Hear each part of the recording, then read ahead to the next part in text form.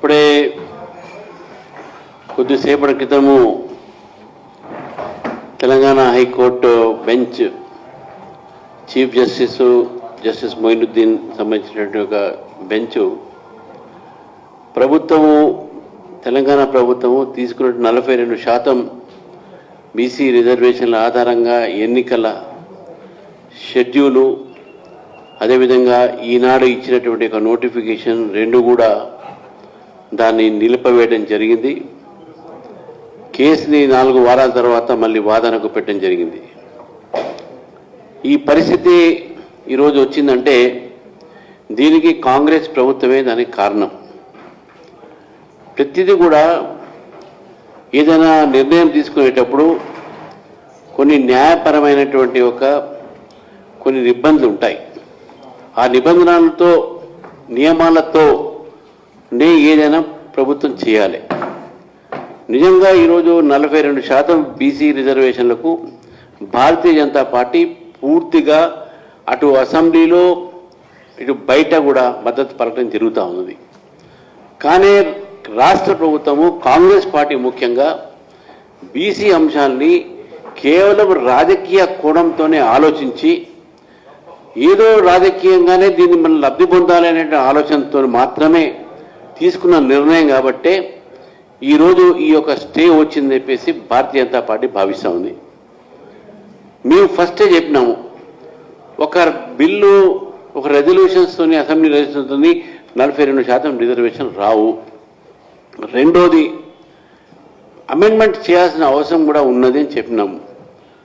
నేను మాట్లాడిన తర్వాత వీళ్ళు అప్పుడు అమెండ్మెంట్ తీసుకురావడం జరిగింది. 285ని అమెండ్మెంట్ తీసుకొచ్చిన తర్వాత దానికి మళ్ళీ గవర్నరు అసెంట్ కానీ ప్రెసిడెంట్ అసెంట్ కానీ ఉంటుంది, దానికి సమయం ఉంటుంది. ఆగస్టు 31 నాడు అసెంబ్లీలో పెట్టి వీళ్ళు చేసినటువంటి ఏదైతే సవరణ ఉందో 285A మా మహేష్ రెడ్డి గారు అసెంబ్లీలో ఉన్నారు, వారందరూ కూడా దానికి పూర్తిగా మద్దతు పలకడం జరిగింది.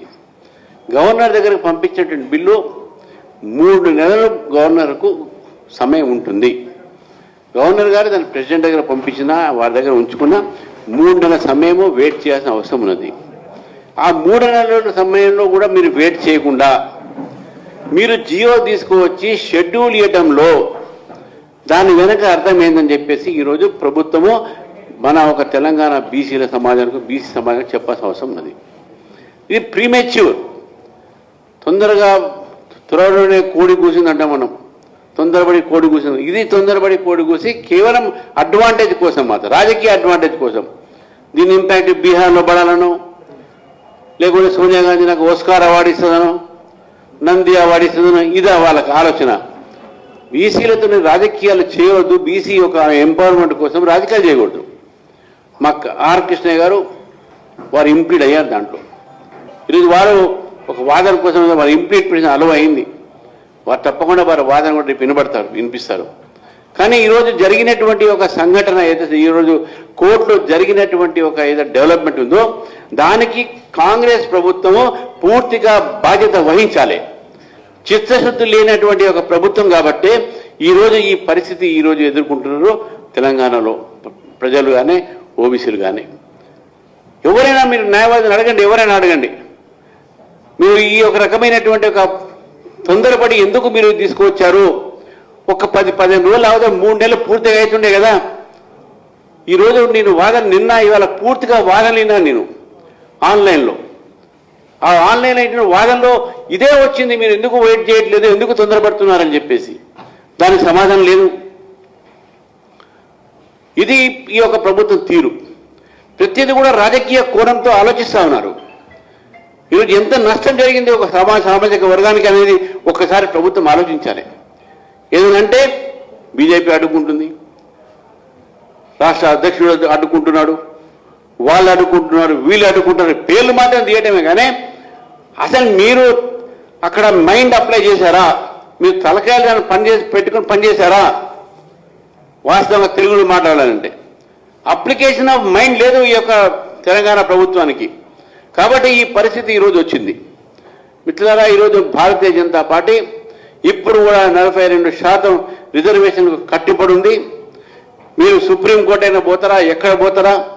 దీంట్లో ఉన్నటువంటి ఒక లీగల్ లిచుకులను మీరు, ఎందుకంటే మీరు చెప్పారు, ప్రామిస్ చేశారు, కామారెడ్డిలో బీసీ డిక్లరేషన్ మీరు చేశారు, ఇది మీ బాధ్యత. ఈ రకమైనటువంటి ఒక ఏదైతే పరిస్థితి వచ్చినో దాని ఆ అడ్డుని తొలగించే బాధ్యత మీది.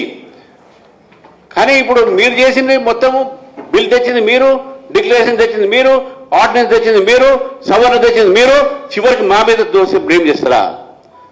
కాబట్టి ఈరోజు ప్రభుత్వాన్ని నేను చెప్తా ఉన్నాను, హెచ్చరిస్తా ఉన్నాను నేను కాంగ్రెస్ ప్రభుత్వాన్ని, ఈ రకమైన రాజకీయాలు చేయకండి ప్రజలతోని, చిత్తశుద్ధితో మీరు రాజకీయాలు చేయాలి. అంతేగాని అప్లిఫ్ట్మెంట్ అది బీసీస్ ఉండాలి, కానీ వాళ్ళతోని రాజకీయాలు చేయకూడదని చెప్పేసి కూడా ఈరోజు నేను చెప్తా ఉన్నాను. కాబట్టి ఈరోజు జరిగినటువంటి ఒక పూర్తిగా కోర్టులో జరిగినటువంటి ఒక నిర్ణయానికి, ఆ ఫలితానికి రాష్ట్ర ప్రభుత్వమే దాన్ని బాధ్యత వహించాలని చెప్పేసి కూడా మీకు తెలియజేస్తా ఉన్నాను. Thank you.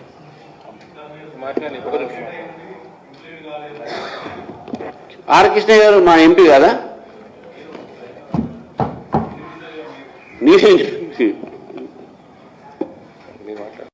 నా సహకారము, మా మహేశ్వర రెడ్డి గారు ఇక్కడ ఉన్నారు, అసెంబ్లీలో బిల్లు సపోర్ట్ చేసినాం, ఆర్డినెన్స్ సపోర్ట్ చేసినాం, సవరణ సపోర్ట్ చేసినాం, ఇంకేం కావాలి?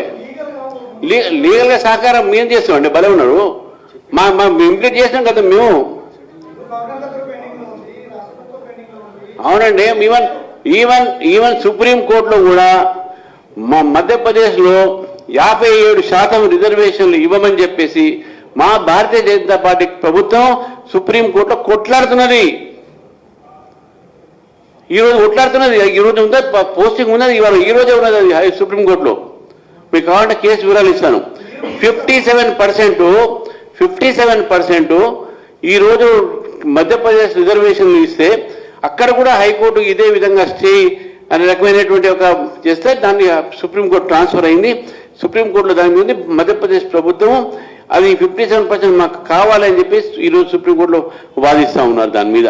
కాబట్టి మీ సిద్ధం ఉన్నామని చెప్తున్నాం కదా.